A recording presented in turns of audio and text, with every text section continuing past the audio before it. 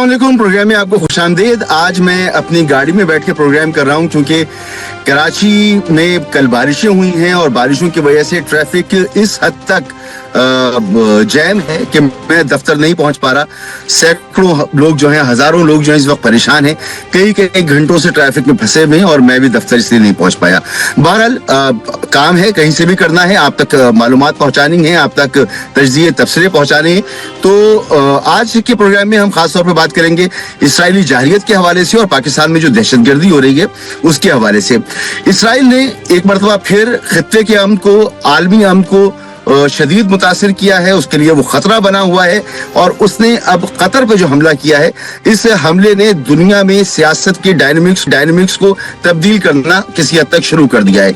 एक ऐसा इक़दाम उठाया है जिसने पूरी दुनिया को हैरान कर दिया है। अमेरिका जो सुपर पावर है, अमेरिका की सुपर पावर होने की हैसियत को चैलेंज कर दिया गया है। अमेरिका जो ये समझता था कि उसकी मर्जी के बगैर, और खुद डोनाल्ड ट्रंप जो जंगे रुकवाने की कोशिशें कर रहे थे, जो नोबेल पीस प्राइज की कोशिशें कर रहे थे, उनकी कोशिशों को बड़ा धचका पहुंचा है। कतर पर हमला किया इसराइल ने और ऐसे वक्त पर किया जब वहां पर हमास की क़यादत मौजूद थी और हमास की क़यादत डोनाल्ड ट्रंप की तजावीज़ पर बातचीत कर रही थी। अमेरिका इंतजार कर रहा था कि क्या जवाब आता है ताकि वो अमन मुआहदे की तरफ आगे बढ़े और इसराइल ने हमला कर दिया। ये हमला अगर डोनाल्ड ट्रंप या अमेरिकी इंतजामिया को बताए बगैर किया गया तब भी अमेरिका के लिए एक सवालिया निशान है, क्योंकि अमेरिका जितना इत्तेहादी इसराइल का है उतना ही अरब ममालिक का है और खासतौर पर कतर, जहां सेंटकॉम का हेड ऑफिस मौजूद है, जहां से पूरे खित्ते में फौजी जो ऑपरेशंस होते हैं उनको कंट्रोल किया जाता है, वो जगह मौजूद है कतर में और वहां पर ऐसा हमला हुआ है। बहरहाल आज जो वजीर आजम ने दौरा किया कतर का और कतर से इजहार यकजहती किया, और न सिर्फ इजहार यकजहती किया, ये कुछ इससे बढ़ के मुझे मामला लगता है। तो आपने ये जो गुफ्तगू सुनी कि हम उनकी मदद करने के लिए तैयार हैं, तो वजीर आजम साहब ने आज हर तरह की मदद की यकीन दहानी कराई होगी। सऊदी फरमारवा मोहम्मद बिन सलमान वो कहते हैं कि जी पानी सर से ऊपर गुजर चुका है और अब हमें मिल के कोई कार्रवाई करनी होगी, दुनिया को कार्रवाई करनी होगी इसराइल के खिलाफ। तो सऊदी अरब ये बात कह रहा है, पाकिस्तान कह रहा है, ईरान का मौक़िफ़ आया है, पूरी दुनिया मज़म्मत कर रही है, लेकिन इसराइल ने ये इक़दाम उठा लिया है और अब कतर जो है वो जवाब देने का हक भी महफूज रखता है। तो ये सिचुएशन कहाँ जाएगी, बड़ी ये एक नाजुक सी सूरत हाल है। समरेश सालिक साहब हमारे साथ मौजूद हैं, सीनियर दिफाई तजज़ियाकार हैं। जनरल साहब बहुत शुक्रिया आपका वक्त देने के लिए sir, thank you so much. अस्सलाम वालेकुम। Thank you very much. वालेकुम अस्सलाम। Thank you very much. Sir ये सूरत हाल कहाँ जाती आपको नजर आ रही है? अब दुनिया में जो पीस प्रोसेस के लिए अमेरिका की कोशिशें हुआ करती थीं, वो अफगानिस्तान के हवाले से थीं, वो फलस्तीन के हवाले से थीं, कौन अब इन पर भरोसा करेगा आगे जब अमेरिका की तजावीज़ पर मुज़ाकरात हो रहे हों और इसराइल हमला आवर हो जाए और अमेरिका कहे हमें तो बिल्कुल लास्ट मोमेंट पे पता चला, हमें मालूम ही नहीं था। मसूद साहब थैंक यू वेरी मच, आपने मुझे इस प्रोग्राम में लिया और थैंक्स टू इंटरनेट एज के आप गाड़ी में बैठ के अपना प्रोग्राम कर रहे हैं और हमारी विश है कि आप खैरियत से अपनी डेस्टिनेशन पे पहुंचें। शुक्रिया। मैं ये कहना चाहूँगा कि हम बड़े इंटरेस्टिंग टाइम्स में रह रहे हैं, जहाँ पे हम देख रहे हैं कि एक ताकत का जो है वो राइज हो रही है और दूसरी ताकत का डिक्लाइन हो रहा है। यूएस जो है वो डाउन द हिल है और चाइना जो है वो अप द हिल है।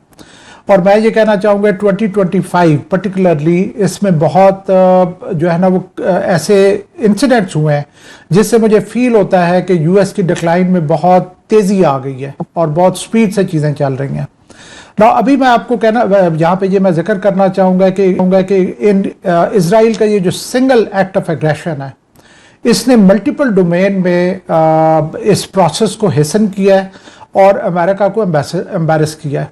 पिछला जो कॉन्फ्लिक्ट हुआ था इजराइल और ईरान का, उसमें भी हमें याद है कि प्रेसिडेंट ट्रंप कितने फ्रस्ट्रेटेड थे और एजिटेटेड थे इजरायली एक्शंस की वजह से ना। पर्टिकुलरली अभी इस एक्शन को अगर हम एनालाइज करें तो एक वो कंट्री जो कि सालसी का किरदार अदा कर रहा है और वो काफ़ी अरसे से इवन इजराइल की रिक्वेस्ट के ऊपर भी सालसी का किरदार अदा करते रहे हैं। दोहा एग्रीमेंट यहीं पे हुआ था, تو یہ ساری چیزیں دیکھتے ہوئے ایک وہ کنٹری جو آپ کا خیر خواہ ہے, آپ کی ہیلپ کرنے کی کوشش کر رہا ہے ان سیکیورنگ پیس, اور اس کے اوپر آپ نے اسٹرائک کر دیا. دوسرا اس میں ایک بہت اہم پہلو ہے جو کہ اس کے اوپر نیریٹو ہے یونائٹڈ اسٹیٹس آف امریکہ کا. وہ کہہ رہے ہیں کہ جی ہمیں پتہ نہیں تھا, اور پتہ جب چلا تو جب تک ہم نے قطر کو وہ جو کوشن کیا تب تک جو حملہ ہے وہ ہو چکا تھا.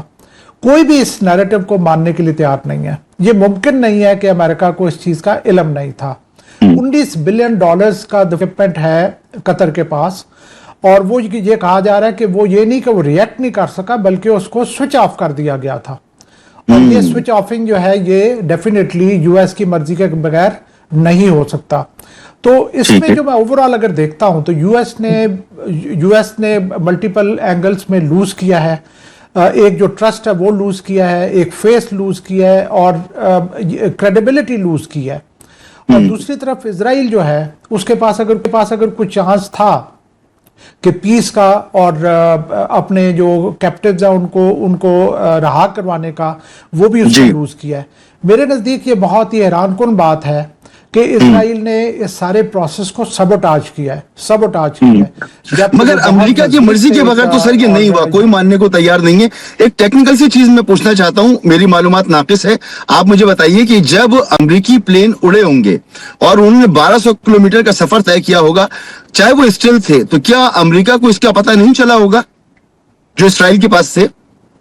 It is out of question. یہاں پہ یہ بھی ذکر ہو رہا ہے کہ 2 ایئر کرافٹ ریفیولرز, ایک برٹن کا اور ایک یو ایس کا, وہ اس ایریا میں فلائی کر رہے تھے.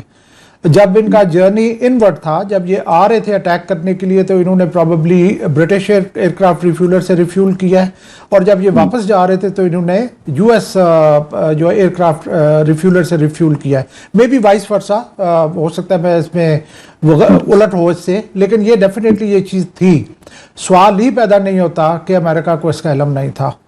تو میں یہ سمجھتا ہوں کہ جو بھی امریکہ کے دوست اور دشمن اب اس وقت سوچنے پہ مجبور ہوں گے کہ ہم کتنا زیادہ یا کس لیول تک امریکہ کے اوپر ریلائی کر سکتے ہیں, کہ امریکن سیکیورٹی امبریلا کے انڈر قطر جو ہے وہ سروائیو کر رہا تھا, اور ان کو اتنے برے طریقے سے بٹرے کیا گیا ہے کہ وہ ابھی سوچنے پہ مجبور ہوں گے کہ کیا یہ جو 19 بلین کا اکوپمنٹ ہم نے رکھا ہوا ہے, اگر یہ عین وقت پہ ہم استعمال نہیں کر سکتے تو کیا فائدہ اس کا. یہاں پر یہ کہنا چاہوں گا کہ جی یہ اتنے عرصے میں سر وہ پہلے اس نے شام پر حملہ کیا, لبنان پر حملہ کیا, ایران پر حملہ کیا, یمن پہ حملہ کیا.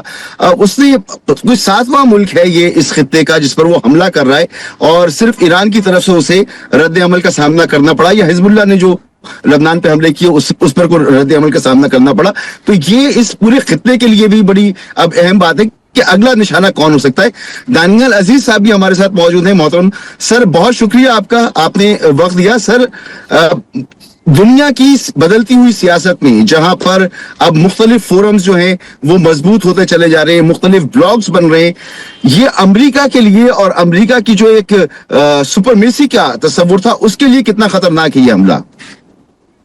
جی بہت شکریہ مجھے پروگرام میں لینے کا. سب سے پہلے میں یہ ضرور کہنا چاہوں گا کہ میرے خیال میں یہ جو حملہ اسرائیل نے کیا ہے قطر پہ, یہ ان کی شکست کی نشانی ہے. یہ پہلے اپنے آپ کو آئرن ڈوم کے نام سے کہتے تھے کہ ہم انٹچبل ہیں.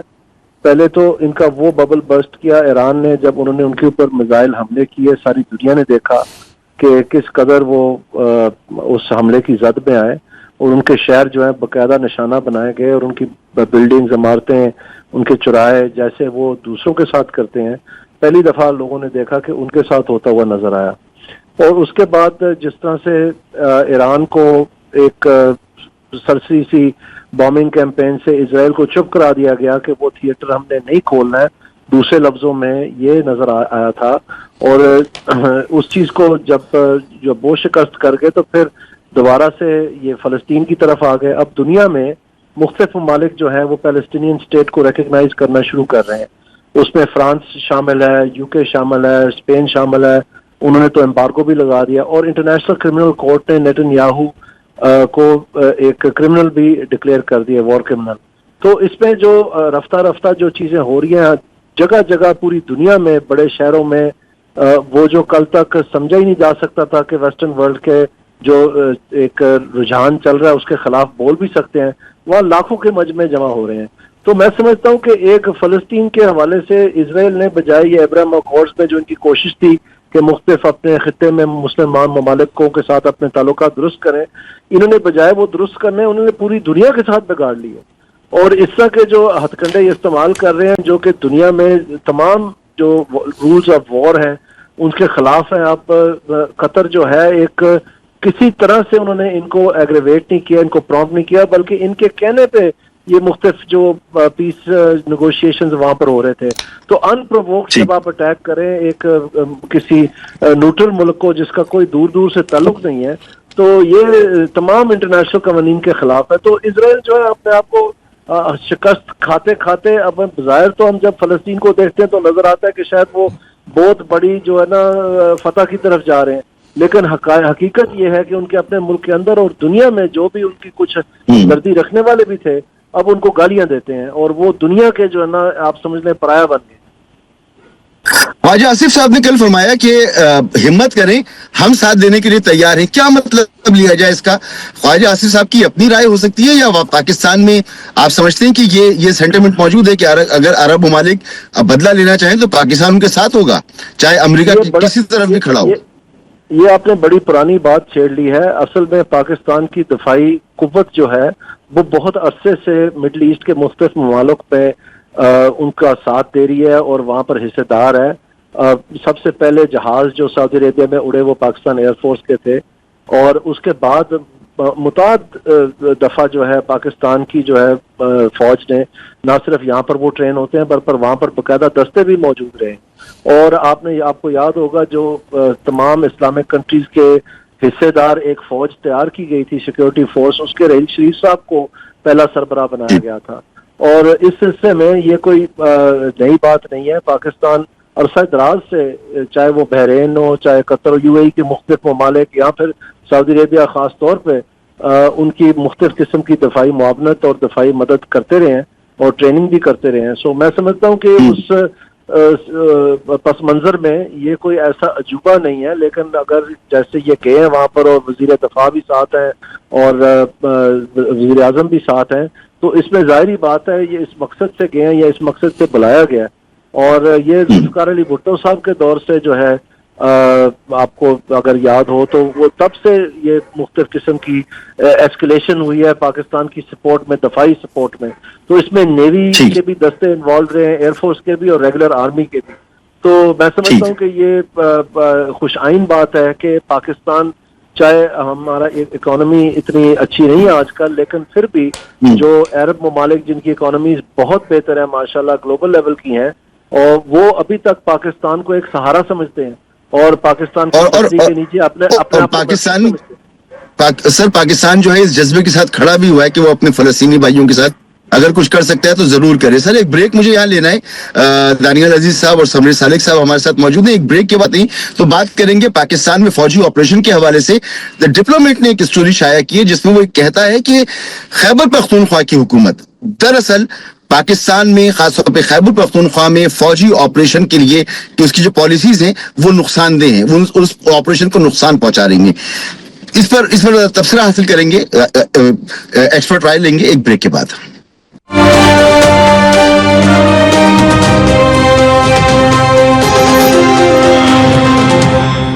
Welcome back. اور میں ایک بار پھر یہ اپیل کرنا چاہوں گا وزیر اعلیٰ سندھ سے اور میئر کراچی سے. یہ کراچی کی جو سڑکیں بلاک ہیں اور لوگوں کو گھنٹوں سامنا کرنا پڑا ہے ٹریفک جیم کا، تو ان کے لیے کچھ کریں.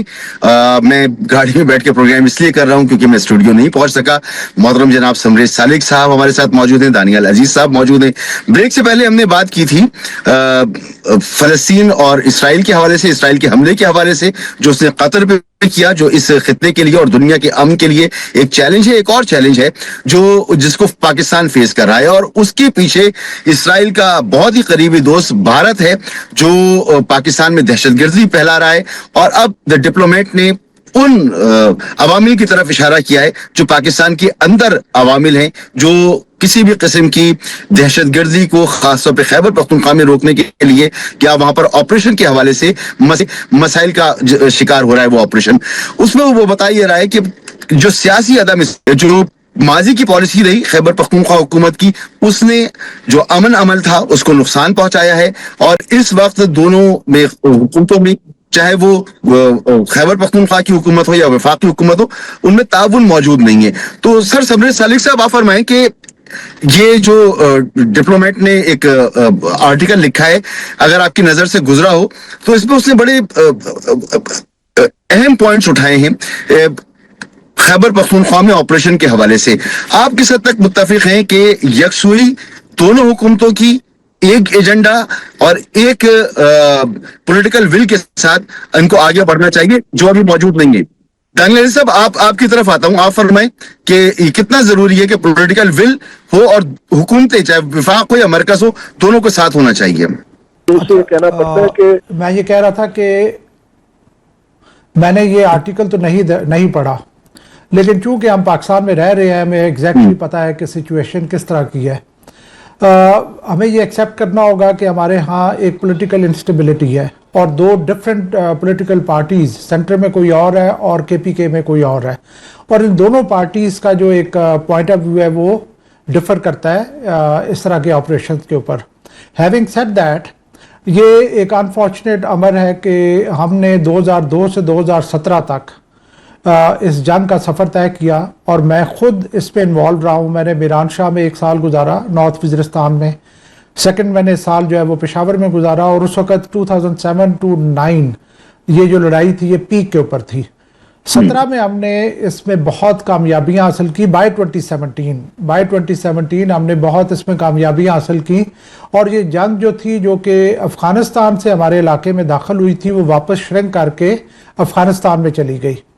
اب انفارچونیٹلی دوبارہ سے ایک ریسرجنس ہے پاکستان میں, اور یہ ٹیررزم جو ہے دوبارہ سے پاکستان میں آ رہا ہے. ویئرز ہمارا یہ خیال تھا کہ اس وقت جب ہم نے ایک کنکلوسیولی ان کو شکست دے دی تھی تو اس کے بعد ہم اس کو مزید دوبارہ سے ریوائیو نہیں ہونے دیں گے, لیکن یہ ہوا ہے.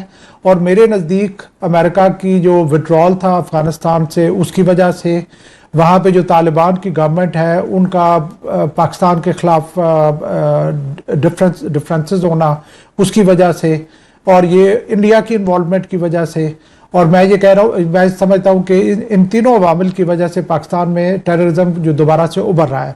نا اس سچویشن میں جیسا بھی ہوا ہے ہو تو گیا ہے یہ, تو جتنی بھی ہمارے آرگنز ہیں like provincial government, central government, arm forces, یہ اسٹیٹ کے آرگنز ہیں. اور جب ایک آرگن کی بساط میں نہیں رہتا کہ ایک مسئلے کو حل کیا جائے تو جو دوسرا آرگن ہے اس کا مقصد ہی یہی ہے کہ وہ سٹیپ ان کرے اور اس مسئلے کو حل کرے. اب چونکہ KPK کے پاس جو بھی لا انفورسمنٹ ایجنسیز ہیں ان کی بساط میں نہیں ہے کہ وہ ان ٹیررسٹ کے ساتھ لڑ سکیں, نبرد آزما ہو سکیں اور ان کے اوپر حاوی ہو سکیں. تو یہ پچھلی دفعہ بھی یہی تھا کہ آرمی کو سٹیپ ان کرنا پڑا. اب بھی یہ ضروری ہے کہ آرمی سٹیپ ان کرے اور ان کا کلا کبا کرے اور وہ انوائرمنٹ بنائے کہ جس میں کہ KPK گورنمنٹ اپنے نارمل حالات میں فنکشن کر سکے.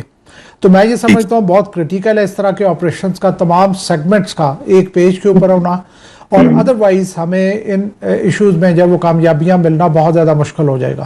اور اس حد تک اس معاملے کو سمجھا جا رہا ہے کہ اگر آپریشن وہاں پر ہوا تو خیبر پختونخوا میں تحریک انصاف کی حکومت وہ ختم ہو جائے گی اور آگے اس کو ووٹ نہیں ملے گا. تو پولیٹیکل سٹیکس بہت ہائی ہیں. کتنا یہ آپ سمجھتے ہیں کہ اس میں وزن ہے اس بات کے اندر کہ پولیٹیکل سٹیکس کی وجہ سے ہمیں بات چیت کا راستہ اختیار کرنا چاہیے, وفاق کچھ اور سوچ رہا ہے اور صوبہ کچھ اور سوچ رہا ہے؟ نہیں, میرے خیال میں ایسے بالکل نہیں ہے. آپ نے دیکھا کہ جب ضرب عضب چلا تھا تو اس وقت پاکستان نے بہت بہترین, بلکہ دنیا جو ہے ان کو ریکگنائز کرنا پڑا. اس میں 46 کنٹریز تھی افغانستان میں جو نیٹو کی فورسز کہلاتی تھی جو جنگ لڑ رہی تھی, اور ان ساروں نے پاکستان کی طرف ایک حقارت کی طرح دیکھا کہ جو ہم نہیں کر سکے افغانستان میں جدید ترین اسلحہ, تمام تر وسائل اور ہر چیز کے ساتھ, وہ پاکستان نے اپنے سائڈ آف دا بارڈر کے اوپر ایک بالکل انوکھے طرز کا امن جو ہے وہ قائم کرنے میں کامیاب ہو گیا. تو اس وقت اس بات کا ذکر بھی بہت ہوتا تھا. تو اس کے بعد اور اس کے دوران بھی میرے خیال میں جو خیبر پختونخوا کی گورنمنٹ ہے ان کو تو کوئی نقصان نہیں ہوا تھا، بلکہ اس کے برعکس ان کو تو اس چیز کا فائدہ ملا کہ جی آپ نے امن کریٹ کرنے میں کلیدی کردار ادا کیا. تو جب یہ اے پی ایس کا واقعہ ہوا تھا اگر آپ کو یاد ہو تو اس وقت یہ جب اس کے بعد سے یہ جو سارا وہاں پر کلین اپ آپریشن چلا کہ یہ جی بنیر تک پہنچ گئے، اب یہ اسلام آباد سے 60 کلومیٹر تک پہنچ گئے اور پوری دنیا جو ہے تھر تھرانے شروع ہو گئی تھی کہ پتہ نہیں پاکستان کے ساتھ کوئی نئے راستہ نہ نکل آئے. تو اس کے بعد میں سمجھتا ہوں بڑے اچھے طریقے سے اور ایک گلوبل انٹرنیشنل سٹینڈرڈ کے مطابق اس آپریشن کو چلایا گیا. ہاں اس میں ہچکیاں ضرور تھیں، لیکن یہ ہے کہ اینڈ آف دا ڈے چیزیں جو ہیں وہ وٹ کاؤنٹس اس کے کیا سکسیس ہوئی کہ نہیں ہوئی، بالکل ہوئی، ساری دنیا نے دیکھا. تو اب اگر دوبارہ سے اے این پی کی سیاست فارغ ہو گئی نا سر، تو تحریک انصاف کو بھی ابھی خطرہ ہے. نہیں، اے این پی تو کبھی تھی نہیں وہاں پر تو ایک یہ جے وائی کی اور یہ جی اس زمانے میں آپ کے زمانے میں وہ کتاب کے نام پر نشان پر انتخاب ہوا تھا اور ایک اتحاد تھا، ایم ایم اے تھی اور اس کے بعد اے این پی تھی. تو نہ ایم ایم اے بچی نہ اے این پی بچی. نہیں تو تحریک انصاف تو وہاں موجود تھی نا جی اس وقت، جو میں آپ کو بتانا چاہ رہا ہوں. تو ان کے دوران میں یہ سارا ضرب عضب چلا ہے، تو اس میں کوئی ایسی بات تو نہیں ہے. تو اگر آپ اپنی ڈیٹس دیکھیں تو اس میں اوور لیتا ہے. تو اس میں بجائے کہ ان کو ختم کرنے کی ان کی تیسری حکومت چل رہی ہے. تو آپ یہ ٹائم فریم ذرا دیکھیں نا. تو اس میں میرے خیال میں وہ جو ایکچولی جو ہوا ہے وہ یہ ہے کہ خان صاحب کو ایک اپنا پرسنل انٹرپریٹیشن آف ہسٹری ہے کہ یہاں پر کیا ہونا چاہیے اور یہ کیا لوگ ہیں. اور یہ بڑے فخر سے اس وقت کہتے تھے کہ دیکھیں امریکہ چلا گیا، ہم تو کہتے تھے ہماری پالیسی کامیاب ہوگی. در حقیقت ایسے نہیں تھا، اور نہ یہ امریکہ کے افغانستان میں آنے سے بہت سر پہلے سے کیا عمران خان صاحب یا تحریک انصاف اس موقع کو اپنے پولیٹیکل فائدے کے لیے استعمال کرنے کی کوشش کر رہی کہ ان پر سختیاں کم ہوں، ان کو کچھ ریلیف ملے، وہ اس لیے سے استعمال کرنے کی کوشش کر رہی؟ میرے خیال میں عمران خان صاحب کے ذہن میں ابھی تک بھی کچھ انقلابی خیالات ہیں، اور وہ شاید یہ سمجھتے ہیں کہ ان لوگوں کو جتنی یہ پناہ دیں گے تو جب ٹائم آئے گا تو یہ شاید ان کی یہ کوئی بازو بن جائیں گے یا ان کی کوئی ایسی فورس بن جائیں گے. جیسے کہ ہم نے دیکھا جب اسلام آباد کے اوپر انہوں نے مارچ کیا تو اس وقت باقاعدہ لوگ جو ہیں اسلحے کے ساتھ لبریز تھے، اور جو اس کا رزلٹ ہوا وہ سب نے دیکھا. تو میں سمجھتا ہوں کہ اس قسم کی کوئی خیالات ہوں گے. اور اس کے چیف منسٹر جو ہیں انہوں نے کئی دفعہ اس طرف اشارہ بھی کیا ہے کہ آئندہ جو ہے پھر ہم اپنا اسلحہ بھی لے کے آئیں گے اور ہم یہ بھی کریں گے وہ بھی کریں گے. تو اس میں میرے خیال میں یہ جو ایک بہت ہی سینسٹر اور بہت ہی ڈارک سائڈ جو ہے وہ ایگزیبٹ ہو رہا ہے. جبکہ آپ کو یہ معلوم ہونا چاہیے کہ جو پروونشل گورنمنٹ خود ہے ان کی رٹ جو ہے شام کو بہت سارے اضلاع میں ہوتی نہیں ہے، شام ان کی ہوتی ہے، دن کو. بالکل آپ درست فرما رہی. بلکہ وزیر داخلہ نے یہاں تک بتایا تھا کہ بھتہ بھی دیا جاتا ہے وہاں پر. کچھ لوگ بھتہ دیتے ہیں اور کچھ لوگ تو یہ کہتے ہیں وزیر اعلیٰ صاحب خود بھتہ دیتے رہے ہیں اپنے علاقے میں ڈیرہ غازی خان میں. میرے خیال میں ایک آخری جملہ، میرے خیال میں جو یہ گڈا پور صاحب ایڈونچرزم کر رہے ہیں اور اپنا لوئلر دین دا کنگ ہونے کی کوشش کر رہے ہیں، یہ ایکچولی پاکستان کے لیے نیشنل سیکیورٹی رسک بنتا جا رہا ہے. کیونکہ اگر آپ کی پولیٹیکل سائڈ جو ہے آپ کی فورسز کو سپورٹ نہ کرے اور ایک یونینمٹی کے تحت یہ نہ چلے تو پھر یہ بڑا مشکل ہو جاتا ہے. اور اس طرح سے یہ اس کو پل بیک کر رہے ہیں جب ان کو پتہ ہے کہ اس کے نتائج کیا ہو سکتے ہیں. جی میں ڈیرہ غازی خان کہہ گیا تھا، ڈیرہ اسماعیل خان میں یہ خبر تھی کہ وہ بھتہ بھی دیا کرتے ہیں. سمر سالک صاحب، جب یہ ریزالو ہمارے سیکیورٹی اداروں میں اور وفاق میں موجود ہو کہ آپریشن ناگزیر ہے اور صوبہ ریزسٹ کرے، تو پھر اس کے نتائج کیا نکلتے ہیں؟ ڈیفینیٹلی دیکھیں، میں نے جیسے پچھلے جواب میں بھی یہ کہا کہ سب کا ایک پیج کے اوپر ہونا کرٹیکل ہے، کیونکہ پبلک سپورٹ کے بغیر، لوکل گورنمنٹ کے بغیر ان آپریشنز کا کامیاب ہونا جائے اس میں ڈیفینیٹلی پرابلمز ہوں گی اور مسائل زیادہ بڑھیں گے. تو میں یہ سمجھتا ہوں کہ ایک پیج پہ ہونا ضروری ہے. اب اس میں ڈیپینڈ کرتا ہے کہ یہ پولیٹیکل لیڈرشپ کیسے اپنے ایشوز اور ڈفرینس اوپینین کو ریزالو کرتے ہیں اور سب کو ایک پیج کے اوپر لاتے ہیں. It is a matter of engagement. اگر ہم نے کنٹسٹیشن شروع کر دی اور ایک دوسرے کو گرانے کے چکروں میں پڑ گئے تو پھر ڈیفینیٹلی مسائل بڑھیں گے. لیکن اگر ہم نے ایشو کو ریزالو کرنے کے لیے ایک دوسرے کی سنی اور ایک دوسرے کے ساتھ بات چیت کر کے آگے بڑھے تو مسائل جو ہے وہ زیادہ ایزیلی حل ہو سکتے ہیں. سر ابھی हमने दानियल अजीज साहब ने मतलब भी कहा कि ऑपरेशन रद्दुल फसाद है, ज़रब अज़्ब है, इस तरह के ऑपरेशन खैबर 1, खैबर 2, दूसरे इलाकों में वही सब बड़े कामयाब ऑपरेशन रहे। लेकिन तहरीक इंसाफ कहती है कि इन ऑपरेशंस के बावजूद भी क्या अमन कायम हुआ? अमन तो कायम नहीं हुआ। तो वो कहते हैं कि ऑपरेशन मसाइल का हल नहीं है, बातचीत मसाइल का हल है। देखिए, ये तो एस्टेब्लिश्ड फैक्ट है कि वायलेंस ब्रीड्स वायलेंस। जब आप वायलेंस एम्प्लॉय करेंगे तो उसका जो आगे प्रॉब्लम जो है वायलेंस और ज़्यादा बढ़ेगी। लेकिन हमारे यहाँ ये इशू ये बना हुआ है कि ये एक्सटर्नल जो इन्वॉल्वमेंट है उसकी वजह से we are facing these challenges. और जैसे एक होता है ना कि कैंसर का अगर फोड़ा है तो जब तक आप उसकी सर्जरी नहीं करते, उसको टोटली रिमूव नहीं करते, वो दोबारा से रिकर हो जाता है, दोबारा से वो अलाइव हो जाता है। तो ये कभी कभी आपके लिए ज़रूरी हो जाता है, जिसके लिए वो 4 स्टेजेस हैं इन ऑपरेशंस की, clear, hold, build and transfer. कि आर्मी जाती है, वो इन टेररिस्ट से इनको क्लियर करती है जब ये गंदे एलिमेंट्स उस एरिया में आ गए हैं, फिर उनको होल्ड करती है कि वो दोबारा से वहाँ पे ना आए, फिर उसको वो जो है वो क्लियर और फिर बिल्ड एंड ट्रांसफ़र होता है। तो मैं ये समझता हूँ कि ये प्रोसेस ज़रूरी है और कभी कभी आपके लिए सर्जरी ज़रूरी हो जाती है। जब आप देखते हैं कि मेडिसिन से ये चीज़ें ठीक नहीं हो रही तो फिर सर्जरी इज़ अ मस्ट। तो आर्मी का जो ऑपरेशन है दैट इज़ अ सर्जरी, और वो क्रिटिकली जब चाहिए होता है तो वो फिर करना पड़ता है, उसके बगैर गुजारा नहीं होता। ठीक। दानियल साहब, ऐसी सूरत हाल में ये फरमाएं कि पॉलिटिकल रास्ता क्या निकल सकता है, हो क्या सकता है? सारा सिनेरियो आपके सामने है। ये जो मुख्तलिफ स्टेप्स बता रहे हैं, ये डेविड कलूला साहब की एक बड़ी मशहूर काउंटर इंसर्जेंसी वॉरफेयर की किताब है। ये उसमें जो है बड़े वाज़ेह ये सारी चीज़ें लिखी हुई हैं। बड़ी खुशी हुई है मुझे सुन के ये बात जो उन्होंने बताई है, क्योंकि मैं भी इन चीज़ों का स्टूडेंट रहा हूँ।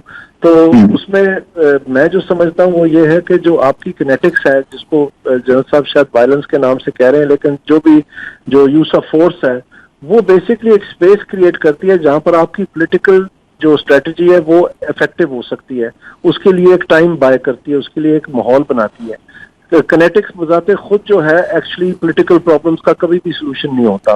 तो इसमें प्रॉब्लम मेरे ख्याल में ये हो रही है, जो शायद हम कह नहीं पा रहे हैं, जो मैं दोबारा कोशिश करता हूँ कि जब तक से पॉलिटिकल साइड इसमें हैंड इन ग्लव नहीं होगी जो किनेटिक्स का साइड है, तो फिर वो जो स्पेस आप क्रिएट करते हैं वायलेंस के जरिए या किनेटिक्स के जरिए या टाइम बाय करते हैं, तो उसके अंदर जो डायलॉग होना होता है, अगर हमारी पॉलिटिकल साइड तैयार ही नहीं है तो फिर ऑब्वियसली वो एक मतलब कल को आप उस स्ट्रेटजी को दोबारा से आपको मजीद किनेटिक्स के ऊपर किनेटिक्स चलानी पड़ेगी। तो वो मैं यही जानना चाह रहा हूँ कि ये कैसे होगा। हमारी मैं अर्ज करता हूँ, हमारी फेडरल गवर्नमेंट जो है वो तो बेचारी, उनको बैसाखी क्या मिली है, वो तो बिल्कुल लेट ही गई है बैसाखी के ऊपर। उन्होंने सब कुछ छोड़ दिया है। इनके बन ये मेरे ख्याल में ये हाइब्रिड नहीं है, इसको ब्रिड ही निजाम कहे तो बेहतर है, क्योंकि हमारी जो मरकजी हुकूमत है उन्हें तो बिल्कुल अपने छोड़ दिया हर चीज करना। ना बलूचिस्तान में उनका कुछ नजर आता है, वो रहमो करम पे छोड़ दिया है, ना ही खैबर पख्तूनख्वा में उनका कोई जरा भर भी असर या कोई कोशिश या कोई तजवीज या किसी किस्म की हरकत जो है इसमें कोई हिस्सा तो डाले, और बिल्कुल ही वो जो है ना लेट गए। तो ये मेरे ख्याल में जो हमारी इंतजामिया ये किस्म की तनतनहा खड़ी है, और ऊपर से जो वहाँ मुकामी हुकूमत है प्रोविंशियल वो मुखालफत कर रही है, और जो लोकल गवर्नमेंट्स हैं चूंकि वो ब्यूरोक्रेसी ने उनके ऊपर पहले अपने हाथ साफ कर लिए थे, वो विलेज काउंसिल्स और वो तहसील काउंसिल्स तक महदूद करके उनका जनाजा तो पहले निकल गया था 3 साल पहले। अब उनका आखिरी साल है, दिसंबर में लोकल गवर्नमेंट्स खैबर पख्तूनख्वा में खत्म हो जाएंगी, बलूचिस्तान में तो खैर है ही नहीं। तो ये जो हम लोकल फ्रस्ट्रेशंस हैं उनमें बजाय प्रोविंशियल गवर्नमेंट मदद करने के आपकी सिक्योरिटी फोर्सेस के उनके लिए उलझा रहे हैं सारा मामला, क्योंकि ये जो डिस्ग्रंटेड लोग हैं हर विलेज में 5-6 लोग और हर तहसील। सर इसका हल क्या होगा ना, मैं अब देखिए नागुज़ीर है एक चीज, और वो एक टाइम पीरियड में भी होना है। मैं आपको इसका हल बताता हूँ। इसका हल ये है कि जब आप लोकल्स को रिस्पॉन्सिबिलिटी देते हैं और वो समझते हैं कि सिक्योरिटी प्रोवाइड करना में उनका भी हिस्सा है या उनकी जिम्मेदारी का भी कोई हिस्सा है, जैसे कि विलेज काउंसिल्स हैं या तहसील काउंसिल्स हैं, तो जब आप वो कॉर्नर टर्न कर लेते हैं पब्लिकली और सिक्योरिटी फोर्सेस जो है एक्चुअली एड एंड अबेट कर रही होती हैं लोकल पॉलिटिकल रिक्वायरमेंट को और इकोनॉमिक रिक्वायरमेंट्स को, तो फिर आपका एक यूनाइटेड फ्रंट बनता है लोकल लेवल पे, जो कि गली गली गांव गांव वो जो कहते हैं fish has to swim in that water, ये रेबल्स के बारे में कहते हैं, इंसर्जेंसी के बारे में कहते हैं कि उनके लिए खाना पानी मेडिकल फैसिलिटीज, उनके लिए रेस्ट रिक्रिएशन वगैरह یہ اور بات ہے افغانستان ان کے لیے ایک سیف ہیون بنا ہوا ہے، لیکن لوکلی بھی ان کو انفارمیشن اور مختلف نیٹ ورکس کی ضرورت ہوتی ہے جن کے ذریعے سے پھر وہ آپریٹ کرتے ہیں. تو اگر وہ ساری چیز ان کو ڈینائی ہو جائے، ان کو اسپیس ڈینائی ہو جائے، تو پھر وہ like fish out of water, وہ سسک کے پھر ان کو جگہ چھوڑنی پڑتی ہے، وہ مر جاتے ہیں. تو اس بانڈ کو کریٹ کرنے کے لیے، اس ٹرسٹ کو بحال اور پختہ بنانے کے لیے فورسز کا اور لوکل پولیٹیکل فورسز کا، لوکل پولیٹیکل لیڈرشپ کا ایک پیج پہ اکٹھے ہونا بہت ضروری ہے. بہت بہت شکریہ آپ کا دانیال عزیز صاحب، بہت شکریہ سمرے سالک صاحب. اور میں اپنے ناظرین سے معذرت باقاعدہ اسٹوڈیو سے پروگرام نہیں کر سکے ٹریفک جیم کی وجہ سے. امید ہے کہ ہماری ڈسکشن جو ہے وہ سودمند رہی ہوگی. بہرحال خیبر پختونخوا میں آپریشن ناگزیر ہے اور ایک ٹائم پیریڈ کے اندر ہی وہ آپریشن ہونا ہے. تو حکومتوں کو اور پولیٹیکل پارٹیز کو اپنی ذاتیات سے اوپر آ کر اس پر کام کرنا چاہیے. تو بہت شکریہ آپ سب کا، اجازت دیجیے، اللہ حافظ.